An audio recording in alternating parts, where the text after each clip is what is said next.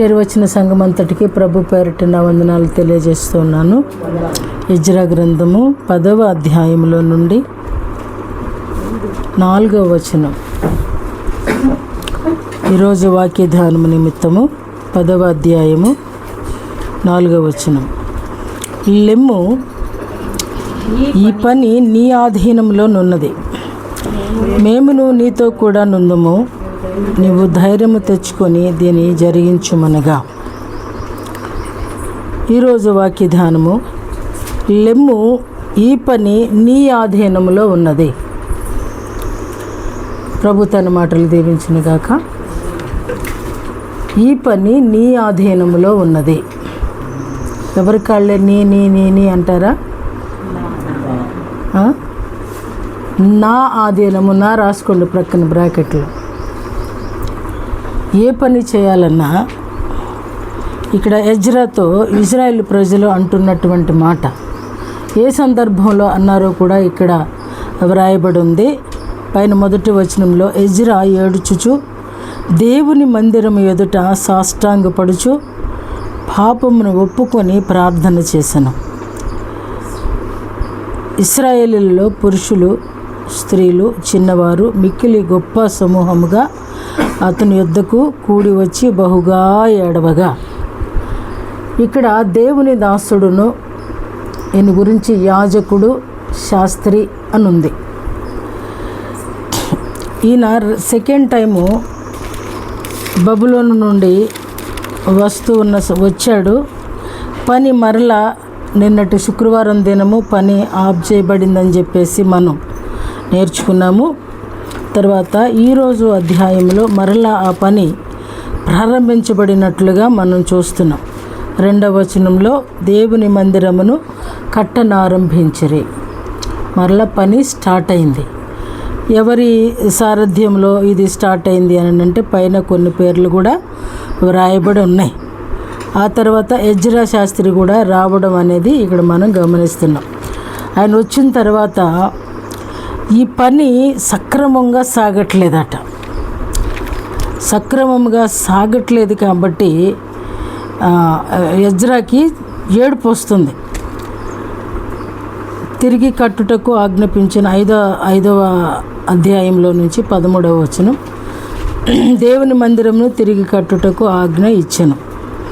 అయినప్పటికీ కూడా అది కట్టడానికంట 16వ వచనం ఉంది, ఇంకను సమాప్తి కాకుండా ఉన్నది, నేటి వరకు అది కట్టబడుచున్నను, ఇంకను సమాప్తి కాకుండా ఉన్నది. దేవుని మందిరం స్టార్ట్ అయిన తర్వాత సొలొమోను చక్కగా మందిరాన్ని ముగించాడు. ఆ తర్వాత ఎంతో చక్కటి ప్రార్థన చేశాడు. అక్కడ దేవుని ఎంతో ఘనపరిచారు. కానీ ఇక్కడ మందిరము ప్రారంభించబడిన తర్వాత ఒకసారి ఆగింది, మరలా స్టార్ట్ అయింది. పని జరుగుతూనే ఉంది, కానీ మందిరము మాత్రం పూర్తి కాబడట్లేదు. ఈ పరిస్థితులన్నిటినీ భక్తునిగా తను యోచించినప్పుడు తనకి ఒక సన్నివేశం ఆయన కళ్ళ ముందుకి వచ్చింది. అదేమిటి అని అంటే, ఇక్కడే ఉంది కదా, వాళ్ళు ఆ దేశ ప్రజలు అంటే బబులోనికి వెళ్ళిపోయిన వాళ్ళందరూ కూడా దేవుని మందిరానికి దూరమైన తర్వాత దేవుని విలువలు తెలుసుకొని తిరిగి యూదయకు వచ్చారు. కానీ ఎప్పుడైతే ఇక్కడ ఉండిపోయారో వీళ్ళు మాత్రం ఎంత దారుణంగా మారిపోయారనంటే, అసలు ఆ దేవుని పట్ల ఏమాత్రము కూడా, ఎందువల్ల ఆ రీతిగా వాళ్ళు దేవునికి వ్యతిరేకంగా అయిపోయారని మనం గమనిస్తే కదా, వీళ్ళందరూ కూడా మోషేతో దేవుడు ఏ రీతిగా చెప్పి అందరినీ వెళ్ళగొట్టమన్నాడో ఆ జన సమూహాలన్నీ కూడా తిరిగి మరలా యెరూషలేములో వాళ్ళు చేరిపోయినట్లుగా మనం చూస్తున్నాం. చూడండి, 9వ అధ్యాయము ప్రారంభంలో ఉంటుంది కదా, ఇశ్రాయేలీయులను, యాజకులను, లేవీయులను కనానీయులు, హిత్తీయులు, పెరిజీలు, ఎబూసీలు, అమ్మోనీయులు, మోయాబీయులు, ఐగుప్తీయులు, అమోరీయులు అను దేశపు జనులలో నుండి తమ్మును తాము వేరుపరచుకొనక వారు చేయు అసహ్యమైన కార్యములను తామే చేయుచు. చూసారా, దేవుడు వెళ్ళగొట్టమని యుద్ధానికి కూడా వెనుతీక వాళ్ళని సమూలంగా అసలు మీరు చుట్టూరు కూడా వాళ్ళని ఉండనియొద్దు అని చెప్పాడు. దేవుని ప్రజలు ఎప్పుడైతే ఖాళీ చేశారో శత్రువు వచ్చి మళ్ళీ ఎక్కడ కూర్చున్నాడండి? దేవుని ప్రజలలో చేరిపోయారు. అదే పట్టణానికి తిరిగి వచ్చేసారు. దేవుని పట్టణం అంటే అన్యులకు కూడా ఇష్టమే, ఎందుకంటే అక్కడ దేవుని సమృద్ధి ఉంటుంది కాబట్టి. వీళ్ళందరినీ కూడా, ఈ జాతులన్నిటినీ కూడా దేవుడు పూర్తిగా వెళ్ళగొట్టమన్నాడు. అసలు మీ ప్రాంతాల చుట్టూరు ఉండనియొద్దు అన్నాడు. యెహోషువ భాగాలు పంచుతూ కూడా మీరు ఇంకా నేను కొంత చేయవలసింది ఉంది, నేను వృద్ధాప్యానికి వచ్చేసాను కాబట్టి మీరు యుద్ధం చేసి వాళ్ళని వెళ్ళగొట్టి ఆ ప్రాంతాలను మీరు స్వాధీనం చేసుకోండి అని అన్నాడు. ఆ తర్వాత ఈ ప్రజలు వీళ్ళే వాళ్ళ సొంత గడ్డను వదిలిపెట్టి బబులోనికి వెళ్ళిపోయినప్పుడు వీళ్ళందరూ కూడా తిరిగి ఇక్కడికి వచ్చారు. వస్తే ఇక్కడ అంటున్నాడు, ఇశ్రాయేలీయులు అనబడిన వారు కూడా వాళ్ళతో కలిసిపోయి ఉన్నారు. అంటే ఉన్న వాళ్ళకి ఏమాత్రము కూడా ధర్మశాస్త్రపు విధులు కానీ కట్టడలు కానీ ఆ దేవుడు చెప్పినటువంటి ఏ మాటకి కూడా వాళ్ళకి జ్ఞాపకంలో లేదు. ఎందుకని అంటే వాళ్ళు చేసేటువంటి అసహ్యమైనటువంటి కార్యాల వైపు వీళ్ళు ఆకర్షించబడిపోయి, అంటే ఫారినర్స్ లాగా అయిపోయారన్నమాట. ప్రస్తుతం ఫారినర్స్ ఇక్కడికి వచ్చి ఏం చేస్తున్నారండి? బొట్లు పెట్టుకొని, వచ్చోళ్ళలాగా బంతిపూలు పెట్టుకొని, బొట్లు పెట్టుకుని ఏదేదో చేస్తున్నారు. అంటే ఒక క్రొత్తదనానికి మనిషి ఎప్పుడూ కూడా లోలుడైపోతాడనమాట. ఈ ప్రజలందరూ కూడా ఈ రీతిగా అయిపోయినప్పుడు ఇక్కడే ఉంది అధికారులు నిజంగా ముఖ్యం. ఇలా చెడిపోయిన వాళ్ళల్లో యాజకులు ఉన్నారు, పెద్దలు ఉన్నారు, అధికారులు కూడా ఉన్నారు, ప్రజలు కూడా ఉన్నారు.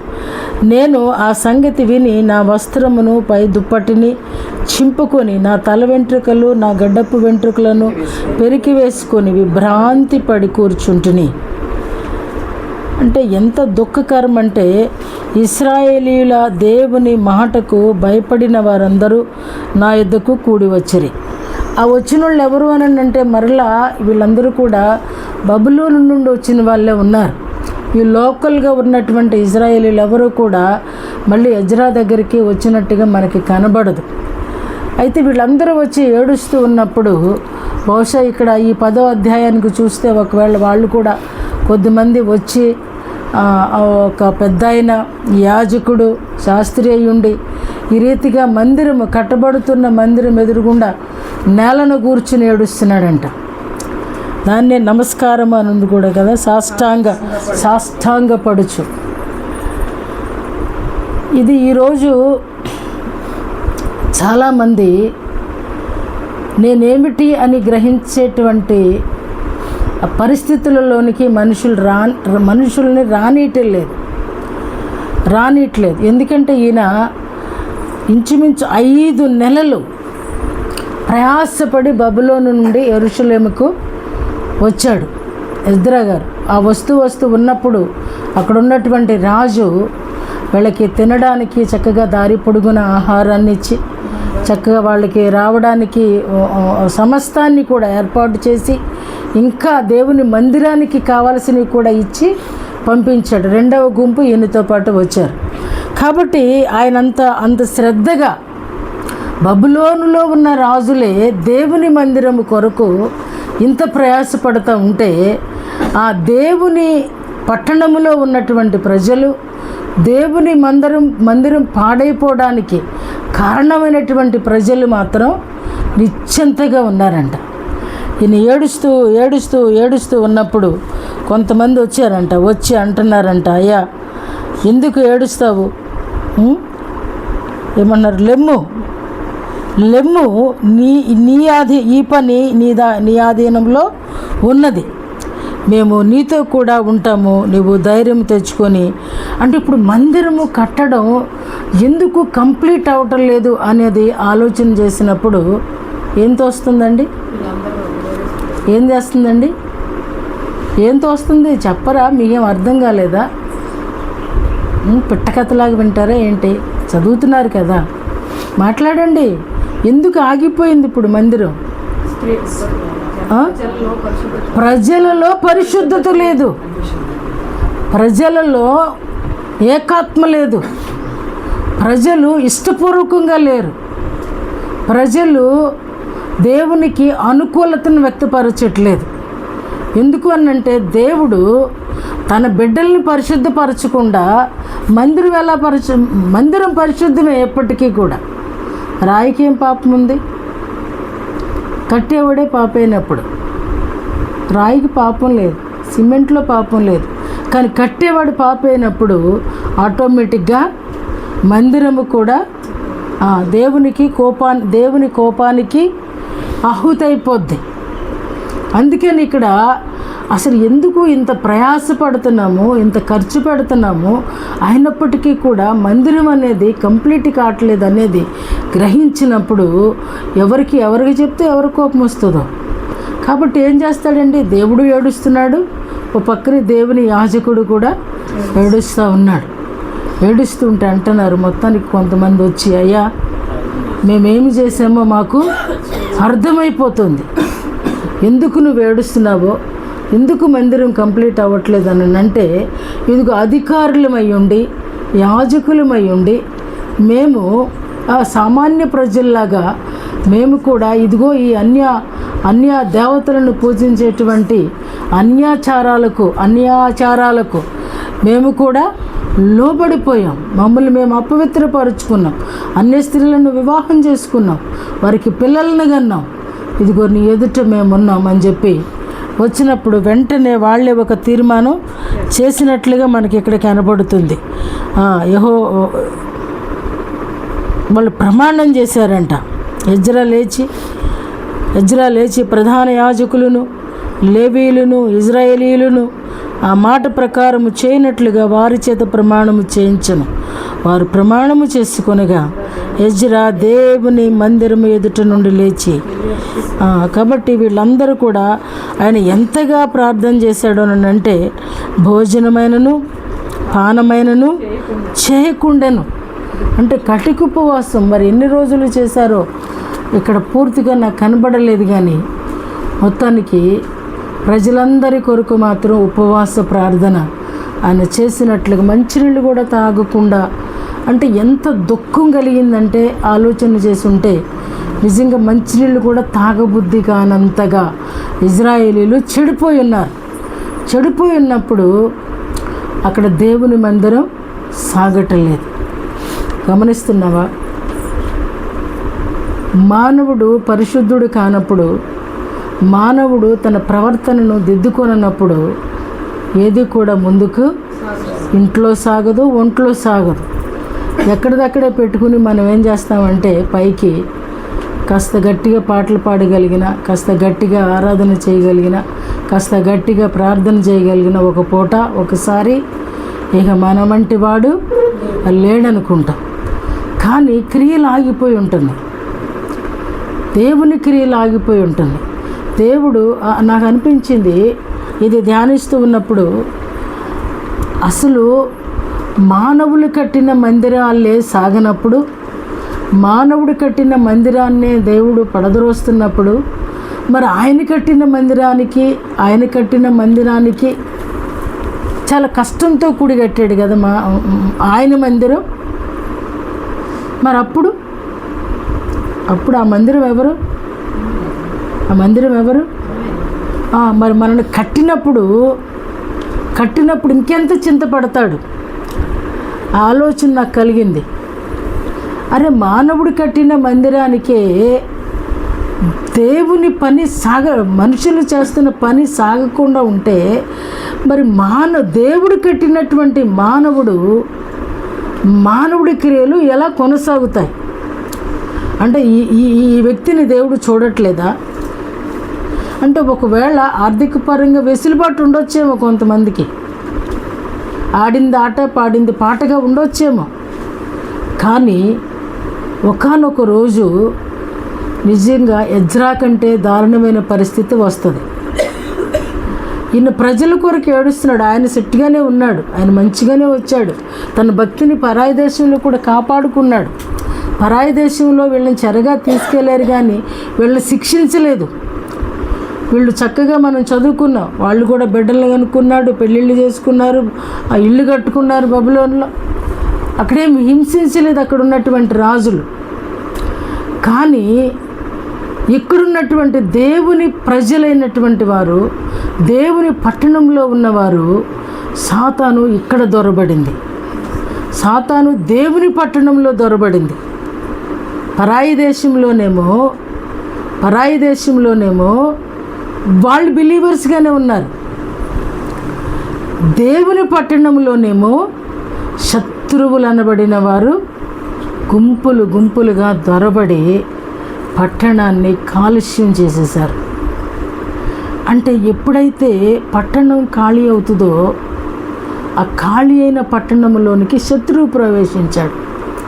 అలాగనే దేవుని మందిరమైనటువంటి మానవునిలో ఎప్పుడైతే క్రమం ఉండదో, ఎప్పుడైతే యాజకుడిగానే బ్రతకాలి, విశ్వాస అయితే విశ్వాసిగానే బ్రతకాలి, ఆరాధికుడైతే ఆరాధికుడిగానే బ్రతకాలి. వీటిల్లో నుంచి ఏది బ్రేక్ జరిగినా, ఏ భక్తిలో లోపం జరిగినా, దేవుని పట్టణాన్ని ఎలాగ శత్రు సమూహాలు పూర్తిగా ఆక్యుపై చేసేసి పూర్తిగా ఆ ప్రజలను వాళ్ళ తట్టు తిరిపివేసుకొని అంటంకంటే తిరగబడిపోయారంటమే కరెక్ట్. చెడిపోయి ఉన్నారు కదండి, చెడిపోయి ఉన్నారు. ఆ ఇజ్రాయేలీలు వారు ప్రత్యేకంగా వారు దేవుని ప్రజలు అనేదంట వాళ్ళు పూర్తిగా మర్చిపోయారంట. ఆ దేశపు ప్రజలతో ఉండకూడదు అనే సంగతి మర్చిపోయారంట. ఆ దేశపు జనులతో కలిసి కొనిన వారే ఈ అపరాధము చేసిన వారిలో అంటే అపరాధములోకి వెళ్ళిపోయారంట. దేవుడు ఎంత విడిపించాలనుకుని ఎంతమంది ప్రవక్తలను పంపించినా, ఎంతమంది రాజులను పంపించినా, ఎంతమంది న్యాయాధిపతులను పంపించినా, వీళ్ళల్లో పరిపూర్ణమైనటువంటి విశ్వాసము లేని కారణం చేత, పరిపూర్ణ విశ్వాసము లేని కారణం చేత కొల్లపెట్టబడుతున్నారు లేదా పెళ్ళగింపబడుతున్నారు. ఆ పట్టణాన్ని ఇవాళ ఆక్యుపై చేసేసి ఆ ప్రజల్ని తిప్పేసినప్పుడు మానవుడు కూడా, దేవుని మందిరమైనటువంటి మానవుడు కూడా ఎప్పుడైతే ఖాళీగా ఉంటాడో, ఎప్పుడైతే లోకానికి చేయగలుపుతాడో, ఎప్పుడైతే లోకపు మనుషులతో ఊసులు పెట్టుకుంటాడో, లోకపు మనుషులతో చెలిమి చేస్తాడో, లోక మనుషులను సంతోషపెట్టడానికి తన చర్యను మార్చుకుంటాడో, అంటే తన ఉండవలసినటువంటి పరిధి దాటుతాడో. పరిధి అని అంటే పెద్దగా ఒక సర్కిల్ ఏం ఫామ్ చేసుకుని ఉండడు క్రైస్తవుడు అనేవాడు. అలా ఫామ్ చేసుకున్నవాడు లేడు కాబట్టి ఇంకా ఇది హిందూ దేశం అని పోరాటాలు జరుగుతున్నాయి. క్రైస్తవుడు అనబడిన వాడు చుట్టూరు ఒక సర్కిల్ ఫామ్ చేసుకున్నప్పుడు అది క్రైస్తవుడు కాదు. వీళ్ళలో లేదు కాబట్టే దేవుని మందిరం ఆగిపోతుంది. నువ్వు పోతే పోతావు, నువ్వు పోవచ్చు, కానీ దేవుడు ఆయన బానిట్లేదు కదా. అంటే ఈ మంటి దేహము మీద ఆయన మమకారం ఏంటో నాకు అర్థం కావట్లేదు. ప్రాణము పెట్టే అంత ప్రేమ, ప్రాణము ఇచ్చినంత ప్రేమ. అంటే మందిరము ఆగిపోయినందుకే ఎజ్రా ఏడుస్తున్నాడా, లేదా మనుషులు పాడైపోయారనే ఉద్దేశంతో ఎజ్రా ఏడుస్తున్నాడంటే రెండు కారణాలు. ఒక మనిషి ఏడుస్తున్నాడంటే మరి దేవాతి దేవుడు అండి, దేవాతి దేవుడు పెట్టకుండానే భారం వస్తుందా? దేవాతి దేవుడు చూపించకుండానే కళ్ళ కనబడుతుందా? ఏమండి, మనం అనుకుంటాము దేవునికి మరుగు అనుకుంటాం. అసలు అర్థం కాదు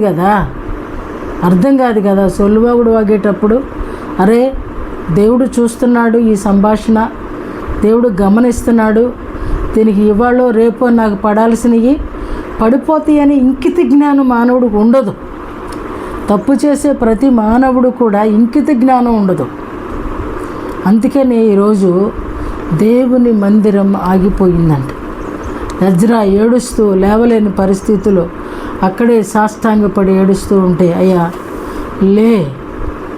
లెమ్ము, ఈ పని నువ్వు జరిగించగలవు, ఈ పని నీ ఆధీనంలో ఉన్నది, మేమును నీతో కూడా ఉంటాం.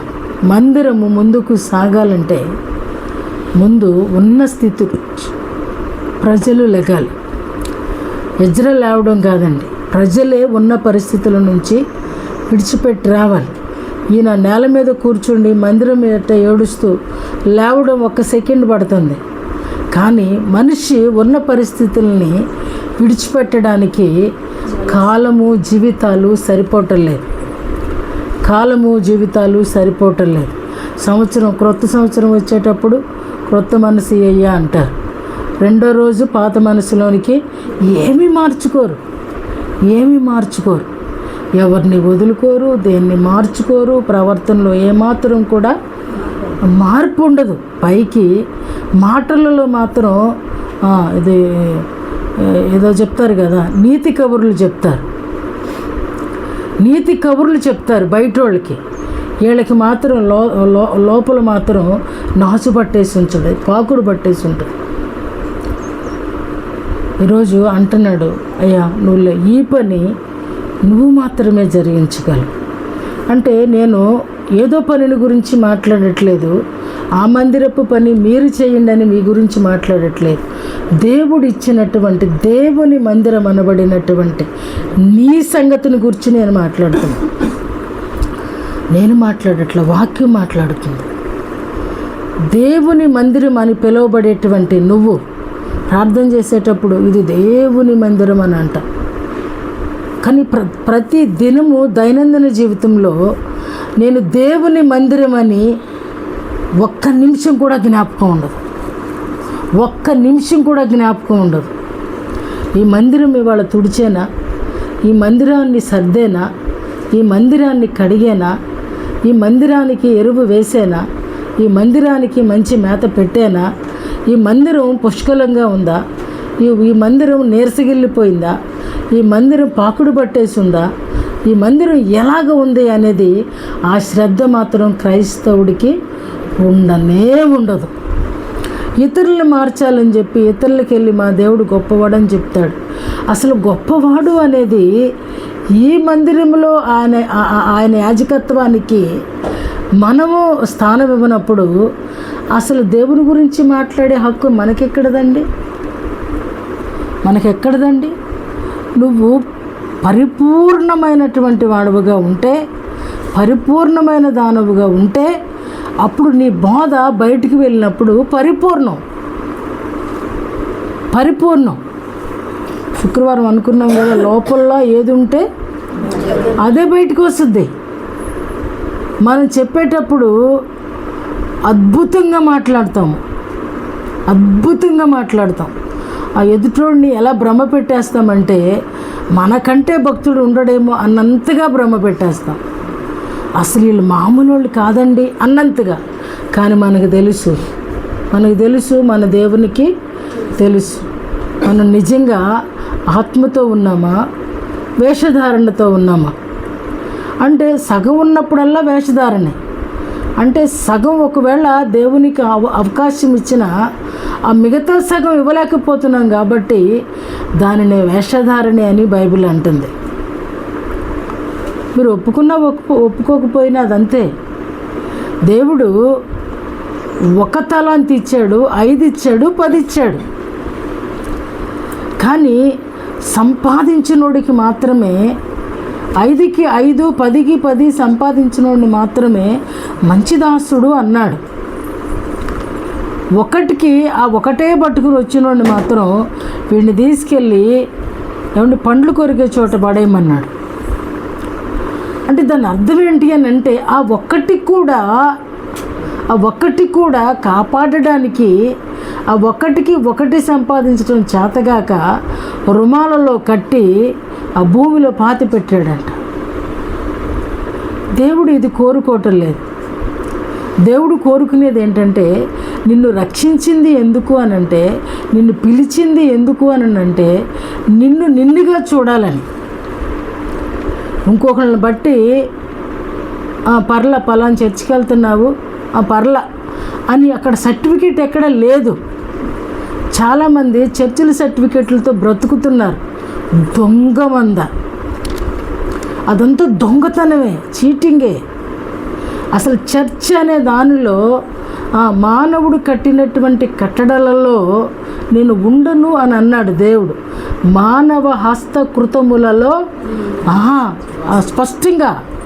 కానీ మనుషులు ఏమంటున్నారని అంటే, ఫలాని చర్చ్ అని అంటే అదొక బ్రాండ్గా, అదొక షర్టుల్లో బ్రాండు, ప్యాంటుల్లో బ్రాండులుగా. ఆ బ్రాండ్లో ఏమీ లేదండి. ప్రభు ఎదుటికి వెళ్ళినప్పుడు సంఘం అనేదే లేదు. ప్రభు ఎదుటికి వెళ్ళినప్పుడు గొప్ప సమూహాలు ఉంటారే కానీ ఎవ్వరూ కూడా ఫలానా బ్రాండ్ పట్టుకుని, ఒక బ్యానర్ పట్టుకుని ర్యాలీలు చేసినట్టుగా కాదండి. కాబట్టి ఈరోజు వాక్యం అంటుంది, ఇజ్రాయేలు ప్రజలే, ఆ ప్రజలు బలహీనులైనప్పుడు, ఆ ప్రజలు నేరసిల్లినప్పుడు, ఆ ప్రజలు పరిశుద్ధత కోల్పోయినప్పుడు ఎంత భయం ఉండాలండి, ఎంత భయపడాలి. అరే మనోళ్ళందరూ కూడా, బలవంతులందరూ, పనికొచ్చే వాళ్ళందరినీ కూడా ఏరుకుని తీసుకెళ్ళిపోయాడు నెబుకద్నెజరు. ఉన్న వాళ్ళందరూ కూడా నెబుకద్నెజరుకి పనికిరాని వాళ్ళనే అనుకోవాలి. అక్కడికి వెళ్ళిన వాళ్ళందరూ కూడా క్షేమంగా ఉంటే, దేవుని ఇంట్లో ఉన్న వాళ్ళకి ఏం రోగం వచ్చింది? ఎందుకు? కేవలం ఏంటి అని అంటే, వాళ్ళు వదిలిపెట్టేసిన పంటలు కూడా వీళ్ళకి సమృద్ధిగా ఉన్నాయి. మనుషులు తక్కువైపోయారు, సమృద్ధి. కరువు వచ్చుంటే బాగుండేది కదా.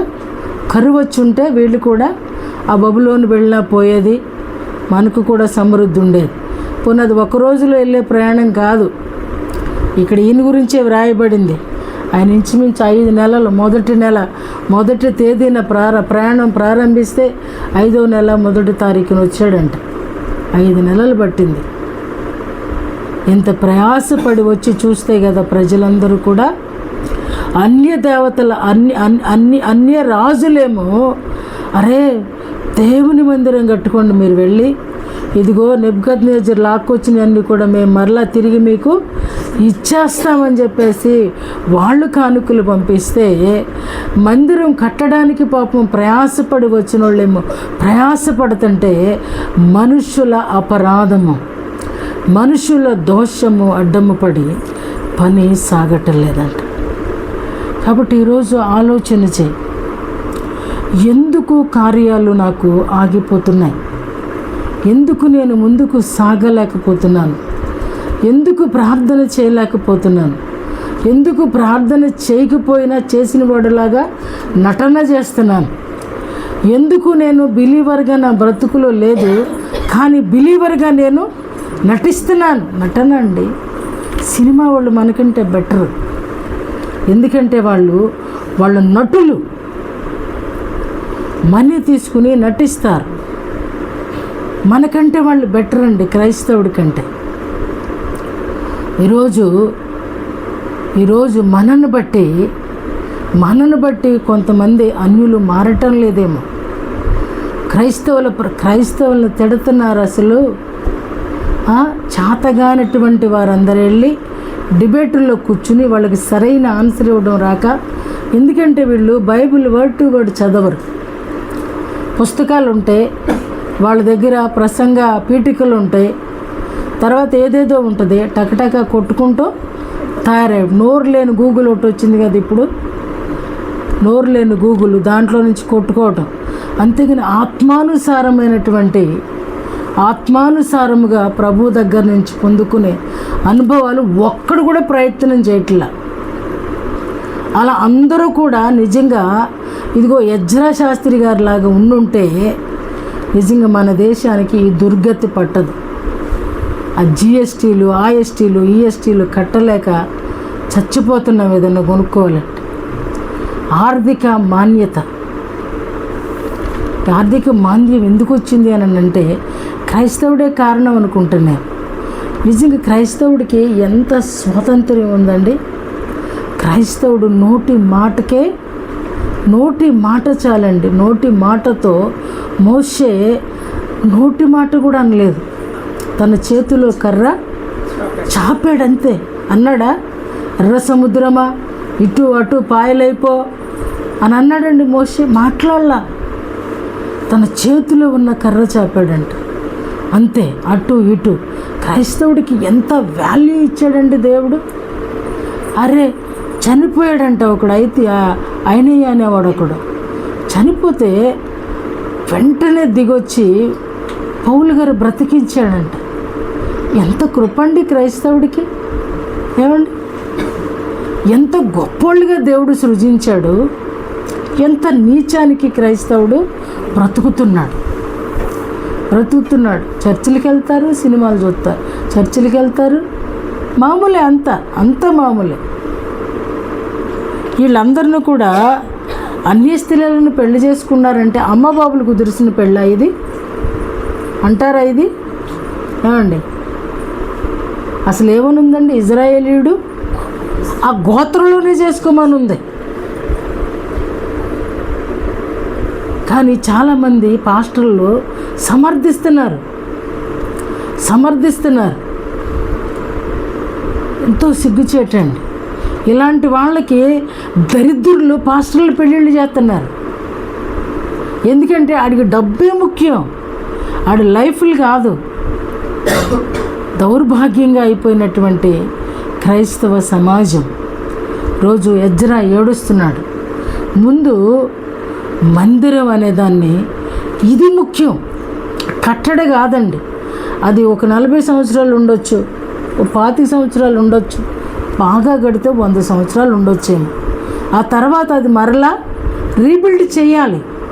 కానీ ఇది ఒక్కసారి గోతిలోకి పోయిందంటే దీన్ని అసలు కట్టడానికి దేవుని వలన కూడా కాదిక అంటే వదిలేస్తాడు.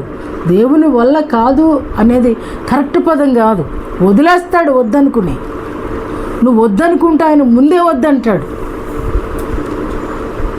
ఈ మందిర విషయంలో ఈరోజు పని ఆగిపోయింది. ఏ పని ఆగిపోయిందో ప్రతి ఒక్కరికి తెలుసు. ఏ పని ఆగిపోయిందో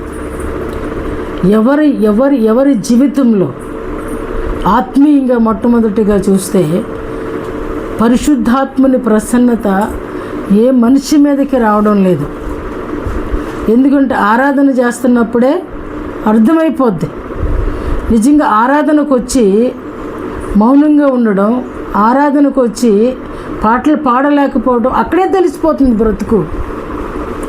ఏమండి, అక్కడే చాలా వరకు అర్థమైపోద్ది. నిజంగా ఆరాధనకు వచ్చిన తర్వాత నోరు మూసుకుని ఎట్లా కూర్చుంటావు?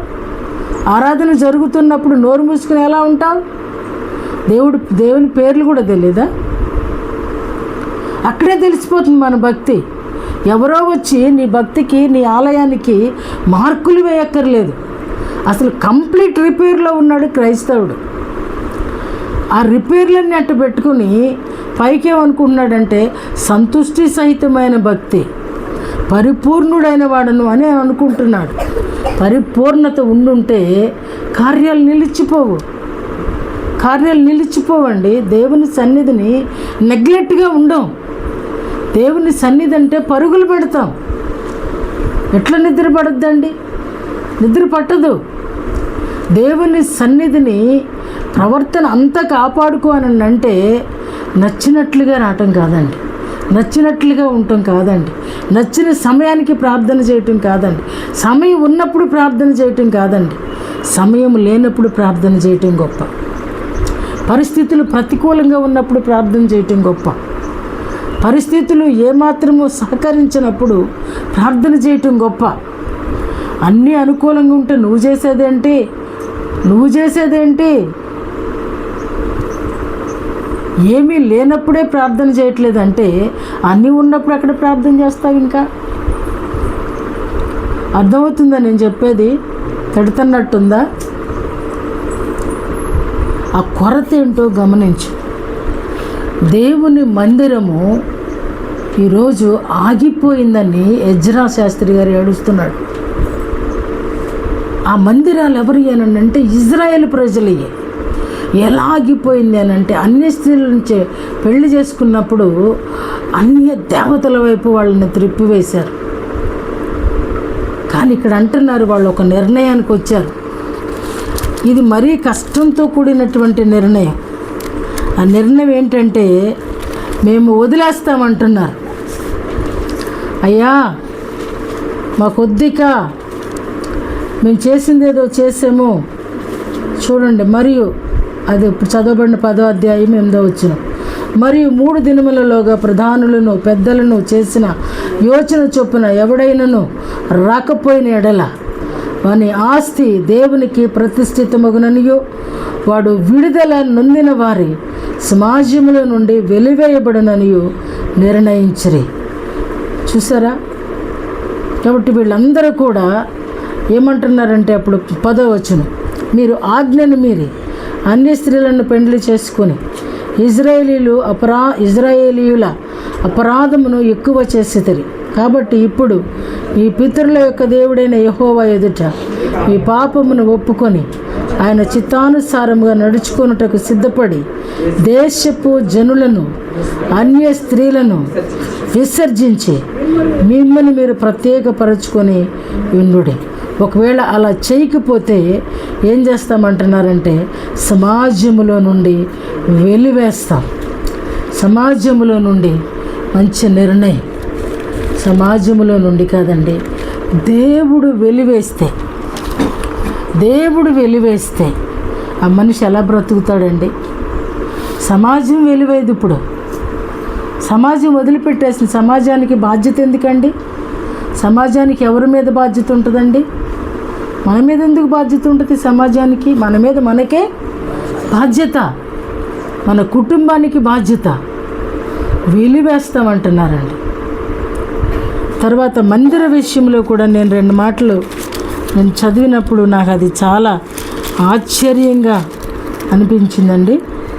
6వ అధ్యాయంలో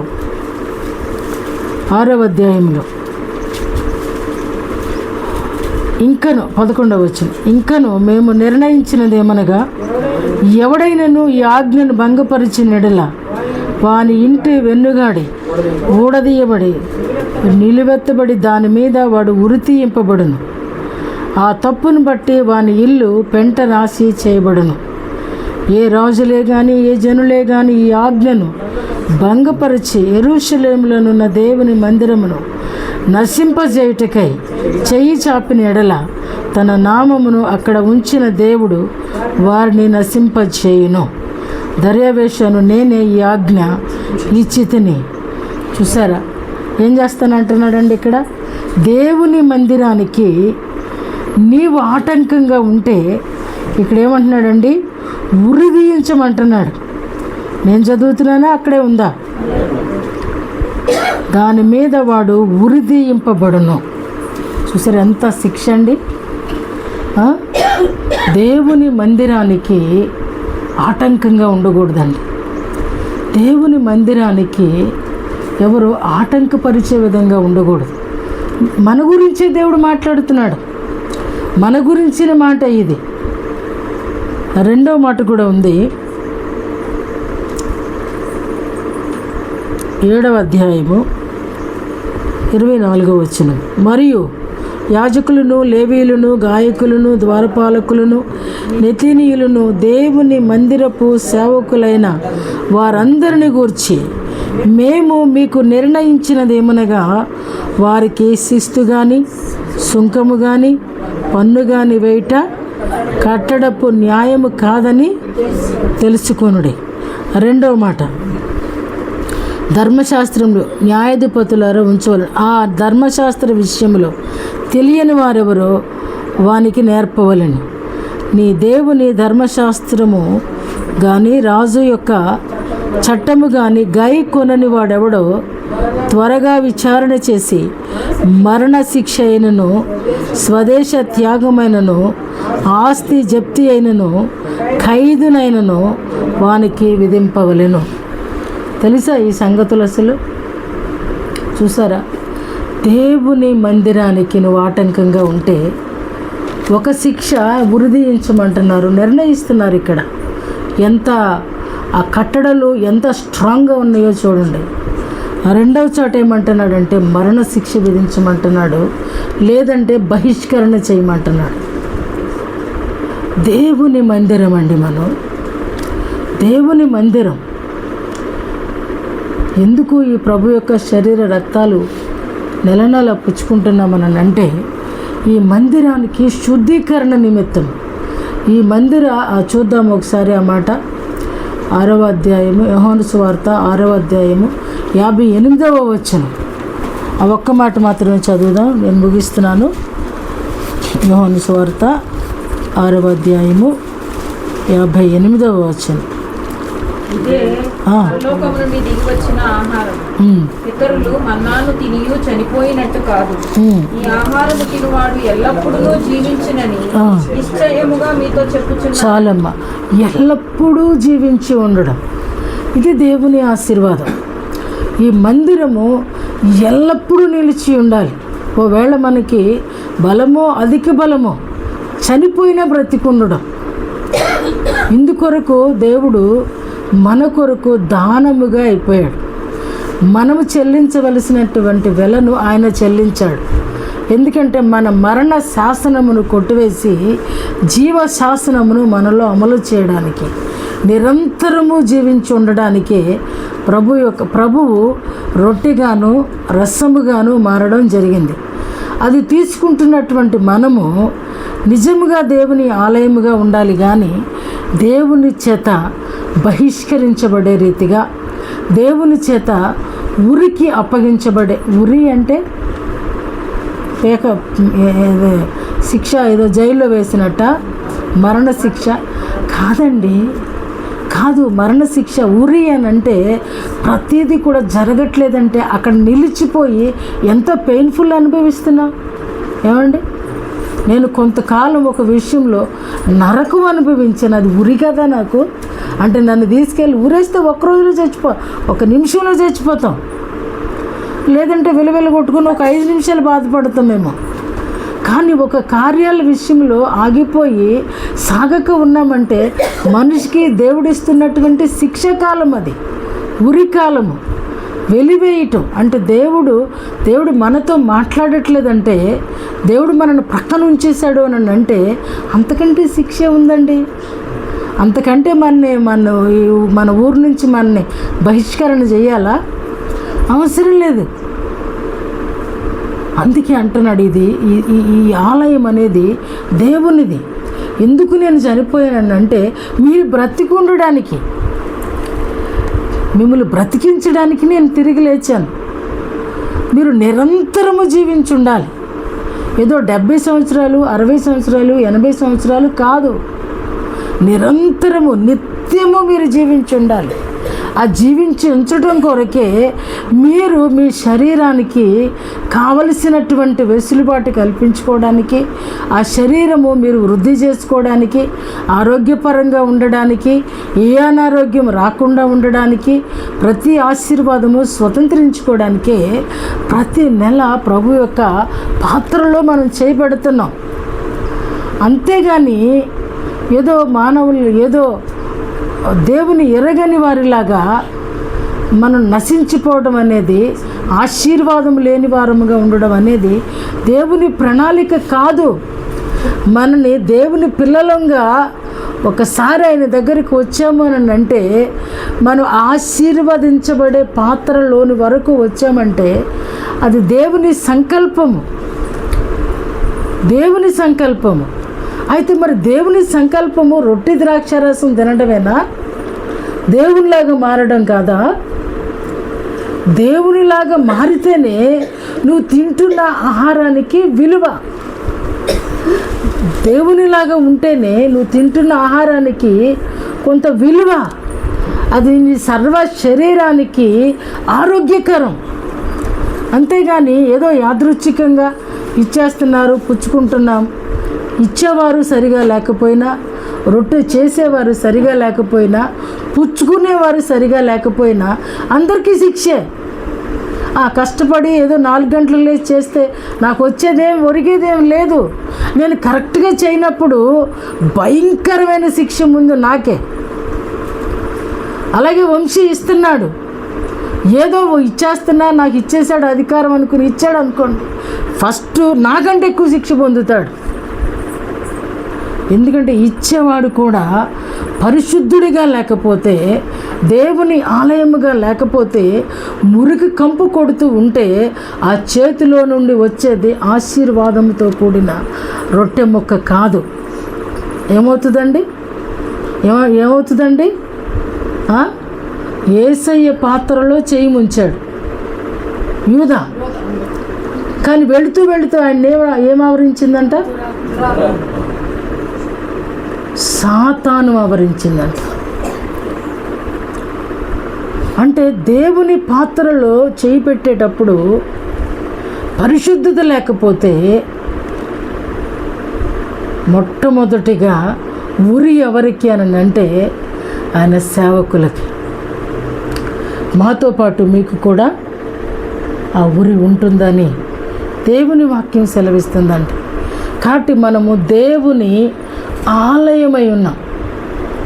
ఈ ఆలయము కట్టబడకుండా మనము దేన్ని కూడా, ఏ ఆలయాన్ని కూడా కట్టలేము. ఈ ఆలయం అంటే ఏ మనిషితో నువ్వు మాట్లాడినా ఆ మనిషిలో కార్యసాధకములు జరగవు. మన మాట వినరు, మనకు మాట్లాడటం కూడా రాదు. సమయానుకూలమైన జ్ఞానం దేవుని ఆత్మలో ఒక భాగం. ఏదో ఒకటి మాట్లాడేస్తే అవతలోడు వెర్రిపప్పు కాదని మన మాటలు వినటానికి. అదే ఈరోజు వాక్యం చెప్తుంది.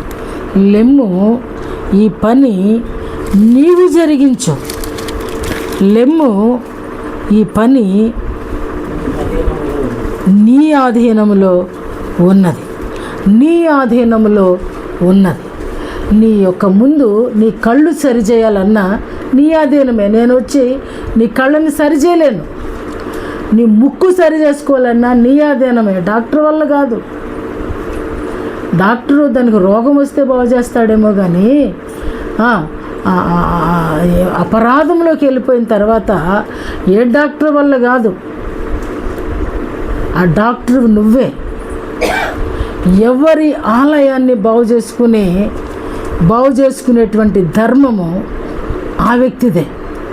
మనం బాగుపడకుండా ఎదుటోడిని బాగు చేయాలనుకునే భ్రమపరిచే ఆత్మచేత మీరు పడి ఇతరులను భ్రమ పెట్టడం వల్ల మీ మీద ఉన్నటువంటి దురాత్మ, అంటే యూదా మీద ఉన్న దురాత్మ, ఏమండి, యూదా మీద ఉన్న దురాత్మ వాళ్ళ మీదకి కూడా వెళ్ళింది, శాస్త్రులు పరిచయాల మీదకి కూడా. వాళ్ళు ఏమంటున్నారు? వెళ్ళాడు, మీ డబ్బులు మీరు తీసేసుకోండి అన్నాడు. అరే ఇచ్చేసేదేమేదో ఇచ్చాము, నీ డబ్బులతో మాకు పని ఏందిరా, మీకు నాకు చెల్లి అయిపోయింది, అవతలకు పో అన్నారు. చేసేది లేక చనిపోయాడు అతను. అలా ఉంటుంది. పశ్చాత్తాపడి ఏడ్చాడు వెళ్ళి. కుదిరిందా? కుదరదు. నువ్వు ఏడ్చుకుంటూ చెప్పినా అవతలోడు కూడా ఆలయమే. దాన్ని బాగు చేయాలంటే పరిశుద్ధత లేకుండా ఎలా బాగు చేస్తావు? పరిశుద్ధత లేకుండా ఎలా బాగు చేస్తావు? ఇది మెటీరియల్తో కట్టేది కాదు. ఈ ఆలయం ఇది జీవంతో కూడింది, ఇది భక్తితో కూడింది, ఇది శ్రద్ధతో కూడింది, ఇది విశ్వాసంతో కూడింది, ఇది నీతితో కూడింది. పరిశుద్ధతతో కూడింది. దీని మెటీరియల్ ఇది లేకుండా ఒక వ్యక్తిని కట్టడం అనేది అసాధ్యం. నా దగ్గర దేవుడు పరిశుద్ధుడు కాబట్టి ఆయన పరిశుద్ధతలో పాలు పేతురు పొందాడు కాబట్టి పశ్చాత్తాపడ్డాడు. ఒప్పుకుంటారా దాన్ని? పేతురు పశ్చాత్తాపడ్డాడు.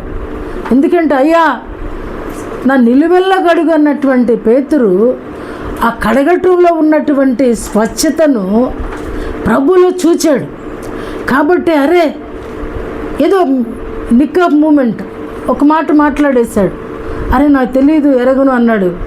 కానీ వెంటనే ప్రభు అతనికి జ్ఞాపకం వచ్చేసాడు. ప్రభు మాటలు జ్ఞాపకం వచ్చేసినాయి. చాటుకెళ్ళిపోయాడు. ఏడుస్తూ ఉన్నాడు, పశ్చాత్తాపడుతున్నాడు. పశ్చాత్తాపడినాక ప్రభు అంటాడు, అబ్బాయి సంఘాన్ని నువ్వే కడతావు.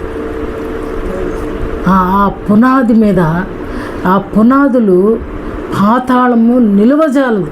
నువ్వు కట్టేటువంటి సంఘపు పునాది ఎదుట పాతాళ లోక ద్వారములు నిలువజాలవు. ఎంత స్ట్రాంగ్ అండి! ఈ రోజుకు కూడా పేతురు మనతో మాట్లాడుతున్నాడు. పశ్చాత్తాపం కావాలి మనిషికి. ఈ ఆలయం నిర్మించబడాలంటే, ఈ ఆలయం ఎల్లప్పుడూ వృద్ధిగా ఉండాలంటే ఒక ఇల్లు ఉందండి, దాన్ని ఎప్పుడు కూడా ఏ రిపేర్ వస్తే ఆ రిపేర్ చేసుకుంటూ ఉంటేనే అది చూడడానికి ఇల్లులాగా ఉంటుంది. పాడైపోయిన ప్రతిదాన్ని మనం వదులుకుంటూ వెళ్ళిపోయామనుకోండి, టోటల్గా ఇల్లంతా కూడా పాడైపోతుంది. ఒక డోర్కి చెదబట్టినప్పుడు దాన్ని వదిలేసామనుకోండి, ప్రతి డోరు కూడా పాడైపోతుంది. ఈ దేహం అనేటువంటి ఈ ఆలయం కూడా అంతే. నీకు అభ్యంతరకరమైనది ఏముందో దాన్ని ఏరి పారేయనంత వరకు కూడా ఈ ఆలయం అనేది వర్ధిల్లడం ప్రారంభం కాదు. ఏది చెడుగుందో, ఏ చెడుగు వల్ల వర్ధిల్లలేకపోతున్నాను అనేది మొట్టమొదటిగా గ్రహించినప్పుడు అది ఏరి పారేసినప్పుడు, ఎందుకంటే అది శరీరంలో ఉంటే సర్వ శరీరాన్ని పాడు చేసిద్దంట. ఒక ఆజ్ఞ నేను తప్పిపోతున్నాను అని గ్రహించినప్పుడు 9 ఆజ్ఞలు తప్పిపోక మునిపే ఒకటి తప్పితేనే 10 తప్పేవు అంటున్నాడు దేవుడు.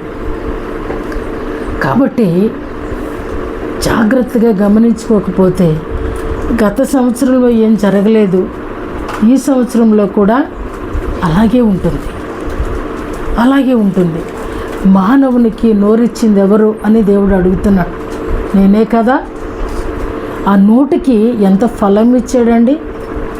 నువ్వు ఆశీర్వదిస్తే అది ఎప్పటికీ కూడా, అబ్రాహాంతో అంటలేదండి ఆ మాట, అబ్రాహాం నువ్వు ఆశీర్వదిస్తే నేను కూడా వాళ్ళని, ఆ నోటికి ఎటువంటి ఫలం ఇచ్చాడండి. ఎంత గొప్ప ఫలం అండి అది. ఎటువంటి ఆశీర్వాదంగా మనల్ని సృజించాడండి దేవుడు. అరే మన చేతిలో ఉండే ఆయుధానికి విలువ, మన నోటికి విలువ కదా. అరే నీడబడిందంట. పేతురు యోహానులు ఆ దారి పొడుగున నడుచుకుంటూ వెళ్తుంటే ఆ రోగులందరినీ తెచ్చి ఆ దారి పొడుగున కూర్చోబెట్టేవాళ్ళంట. పెట్టినప్పుడు ఆ నీడ పడినప్పుడు మానవుడికి ఎంత విలువ ఇచ్చాడండి దేవుడు. ఎప్పుడన్నా గ్రహించావా? నీ విలువ నీకు తెలుస్తుందా? నీ నోటికి ఎంత విలువ ఉందో, నీ నీడకి ఎంత విలువ ఉందో, నీ చేతిలో ఉన్న ప్రార్థనకి ఎంత విలువ ఉందో అది తెలియక ఇంకా ఎక్కడ పడ్డావంటే పడ్డ చోటే ఉన్నాను, పడ్డ చోటనే. అందుకని అంటున్నారు, లెమ్ము, ఈ పని నువ్వు చేయి, ఈ పని నువ్వు చేయగలవు. ఈ సంవత్సరంలో ప్రారంభంలోనే లెమ్ము, తేజరిల్లు. పోయినసార్లు సతికిలు పడి కూర్చున్నాను, ఈ సంవత్సరం కూడా సంవత్సరం చివరిలో మళ్ళీ కొత్త సంవత్సరం వస్తుందని చూడటం కాదు. నువ్వు నిజంగా క్రైస్తవుడు అయితే, నువ్వు నిజంగా ఎజ్రా శాస్త్రి అయితే, నువ్వు నిజంగా ఇజ్రాయేలీయుడు అయితే, నిజముగా దేవుని కుమారుడు అయితే ఉన్న చోట నుండి లే. మొన్న చదివించాను కదా, నడవాలా, ఏమండి, పరిగెట్టాలి, ఎగరాలి. అంతేగాని కూర్చున్న చోటనే అదే వసతి అని అంటే ఆ బద్ధకస్తుడంట, సోమరంట, ఆడంట గిన్నెంట అట్ట పట్టుకుంటే అదే నోట్లోకి వెళ్ళాలనుకుంటాడంట. అది ఆ గిన్నె తీసుకొని నోట్లో పెట్టుకోవడానికి కూడా వాడికి బద్ధకమే. క్రైస్తవుడు వాడికి వ్యతిరేకి. ఉన్న పరిస్థితిని అధిగమించాలంటే, ఉన్న పరిస్థితిని దాటి రావాలంటే ఉన్న స్థితి నుంచి లెగాలి. ఏ స్థితిలో, అందుకే అంటాడు సంఘాలతో, నువ్వు ఏ స్థితిలో పడిపోయి ఉన్నావో ఆ మొదటి స్థితిని నువ్వు జ్ఞాపకం చేసుకో. ఆ మొదటి స్థితిని జ్ఞాపకం చేసుకో. కాబట్టి ఈరోజు లేవమని దేవుని వాక్యం సెలవిస్తుంది. ఈ పని జరిగించు. దేవుని ఆలయం కట్టడం దేవుని వంతు, కానీ ఈ ఆలయం కట్టడం మానవుని వంతు. ఎందుకంటే మానవుడు ఎంతగా సబ్మిట్ అయితే అంత మంచి దేవాలయముగా ఈ దేహము రూపాంతరం చెందుతుంది కదా. ఒక మోషేగా, ఒక యోసేపుగా, ఒక యాకోబుగా, ఏమండి, ఒక అబ్రహాముగా, ఓ దావీదుగా, ఓ యెహోషాపాతుగా, ఎంత అద్భుతమైనటువంటి యోవాషుగా, ఎంతో అద్భుతమైనటువంటి వారు, ఓ ఎజ్రాగా, ఓ నెహెమ్యాగా, ఓ రూతుగా, ఓ ఎస్తేర్గా, ఎంత అద్భుతమైనటువంటి సేవకులు ఉన్నారు. వీళ్ళందరూ కూడా పుట్టినప్పుడు మనలాంటి వాళ్ళే, పుట్టినప్పుడు సామాన్యులే, కానీ ఈరోజు వీళ్ళు మనతో మాట్లాడుతున్నారు. ఒకప్పుడు ఏలియా చేతుల మీదే నీళ్లు పోసాడు. ఏలియా చనిపోయిన తర్వాత 14 అద్భుత కార్యాలు చేశాడు. అందులో ఒక కార్యం చనిపోయినటువంటి ఓ బిడ్డకు జీవాన్ని, ఎంత అద్భుతం అండి. పుట్టినప్పుడు వాళ్ళు సామాన్యులే కదా, అప్పుడు వరకు కూడా తల్లిదండ్రుల దగ్గర పెరిగిన వాళ్ళే కదా, అప్పుడు వరకు గొర్రెలు కాసిన వాళ్ళే కదా. అరే సొంత మంద లేక అద్దె మందను కాసినోడు కదా మోషే కానీ యాకోబు కానీ. కానీ వాళ్ళు ఎటువంటి మందలు కలిగిన వాళ్ళు అయ్యారు, ఎటువంటి చరిత్రలు సృష్టించారు. కాబట్టి ఈ పని చేయగలవు, ఈ పని మనము చేయగలము. కాబట్టి ఇది జ్ఞాపకం చేసుకుంటూ దేవుని మందిరము కట్టబడాలంటే దేవుడు దీనిలో నివాసం చేస్తాడంట. ఇది ఆయన కోరుకున్న మందిరం. దీనిలో నివాసం ఉండడం ఆయనకి ఎంతో ఇష్టం. దీన్ని చెరిపివేస్తే ఎంత కలత పడతాడో అనేది మనకు అర్థమవుతుంది, మనకు అర్థం అవ్వాలి. దేవుడు ఒక యెరూషలేము దేవాలయాన్ని ఆ రీతిగా చేసినప్పుడు దేవుడు ఎంతో బాధపడి ఉంటాడు. కాబట్టి దర్యావేషు, కోరేషు, అక్కడ ఉన్నటువంటి వారందరినీ కూడా ఆయన తన స్వాధీనంలోకి తీసుకుని మరలా ఆయన మందిరంలో నుంచి పట్టుకుపోయిన దాన్ని అంతటినీ కూడా, అరే మీరు పంపించండి రా, అది నా సొమ్ము, నా మందిరపు సొమ్ము అని పంపించాడు. దేవుడు ప్రేరేపించకపోతే బబులోను రాజులు దేవుని మాట వింటారా? వాళ్ళు భక్తుల, దేవుని ప్రత్యక్షతలు వాళ్ళకు ఉన్నాయా? కానీ ఇచ్చాడండి, వాళ్ళకి ఇచ్చాడు. ఎందుకంటే ఈ ప్రజలు వెళ్ళి అక్కడున్నప్పుడు దేవుని ఆత్మ సంచారము ఆ రాజులను ఆవరించింది. అర్థమవుతుందా సీక్రెట్? దేవుని ప్రజలు భక్తిని కొనసాగిస్తుంటే ఆ ఆత్మ ఆళ్ళ దేశం మీద కూడా ఆవరించింది. ఈ అన్యులు వచ్చి ఈ దేశంలో ఉన్నప్పుడు వాళ్ళ స్పిరిట్ ఈ దేశాన్ని ఆవరించింది. దాన్ని బట్టి క్రైస్తవుడు అనబడిన వాడు ఎక్కడుంటే అక్కడ ఏం ఆవరిస్తుందండి? క్రైస్తవ్యం ఆవరిస్తుంది. ఆ సగంవాడు ఉంటే ఆ సగమే. అర్థమవుతుంది ఇప్పుడు? అంటే ఆలోచించుకొని మన పని ముందు జరిగించండి, మన పని విషయంలో శ్రద్ధ చూపించండి, మన మందిరాలు బాగు చేసుకోండి. దేవుడు అద్భుతంగా, దేవుడు ఇంకా ఉంది ఈ చెప్పాలంటే మరలా స్టార్ట్ అయింది. మొత్తానికి మందిరాన్ని పూర్తి చేసినట్లుగా మనం ఇక్కడ గమనిస్తాం. ఎప్పుడు అని అంటే అది త్వరగా పూర్తి అవ్వడానికి వీళ్ళందరూ కూడా చెడుగును విసర్జించినప్పుడు. ఒప్పుకోవటం కాదండి, విడిచిపెడితేనే కనికరించబడతాం. పాపం అనే దాన్ని ఒప్పుకొని విడిచిపెట్టేవాడు కనికరించబడతాడని ఉంది. ఒప్పుకుంటాం అనేది ఎవడైనా ఒప్పుకుంటాడు. ఒప్పుకున్నంత మాత్రాన క్షమించబడవు. ఇక అది చేయకుండా ఉండడానికి నీ చుట్టూ నువ్వు ప్రార్థన ప్రాకారం వేసుకోవాలి. నీ కన్నులతో నిబంధన చేసుకోవాలి. నీ చెవులకు నిబంధన చేసుకోవాలి. అలాంటిది నీ ఎదుట నిలబడినా సరే ఏమన్నాడండి యోసేపు? ఏమన్నాడండి?